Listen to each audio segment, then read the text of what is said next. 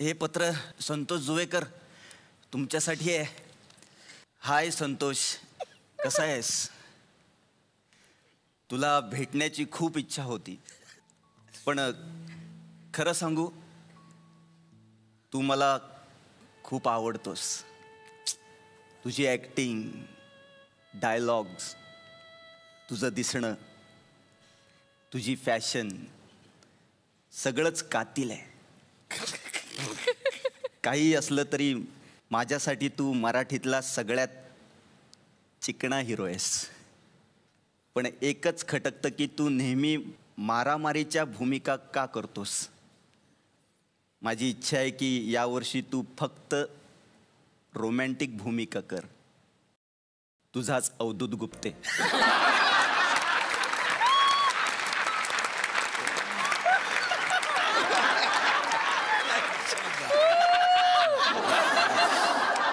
दुसरं पत्र आलंय. अरे सर आहे तिथेच. आनंद इंगळे, नमस्कार. माननीय आनंद इंगळे सरकार यांसी लायकी नसताना नमस्कार.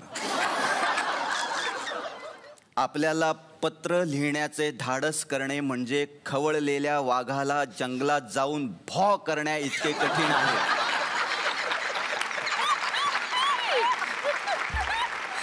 पुण्याने आजवर महाराष्ट्राला अनेक लोकोत्तर व्यक्तिमत्व दिलेली आहेत. आपल्या रूपाने आजही ते कार्य सुरूच आहे. चराचरात प्रत्येक गोष्टीबद्दल आपल्याला असलेले सखोल ज्ञान हे प्रकांड पंडितांना तोंडात बोट घालायला लावेल असे आहे.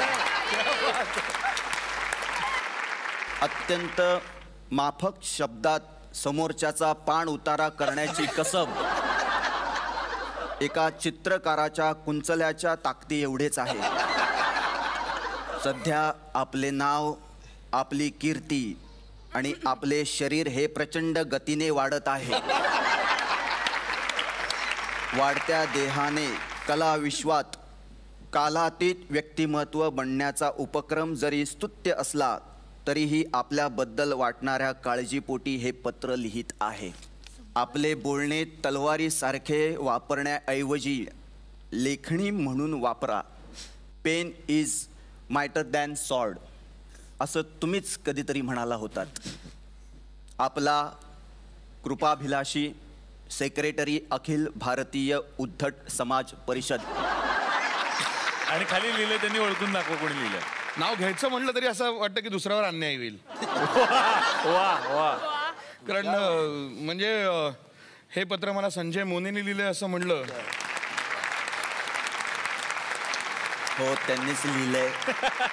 त्यांना उत्तर द्यायचंय याच शब्दात की मला येतं ते मला नक्की येतं आणि मला जे येत नाही ते मला येतं असं दाखवण्याची हातोटी माझ्याकडे आहे. त्यामुळे कदाचित ते मी भरून काढत असेन. असा निरोप तुम्ही त्यांना द्या. तुम्ही आपापसात बघून घ्या.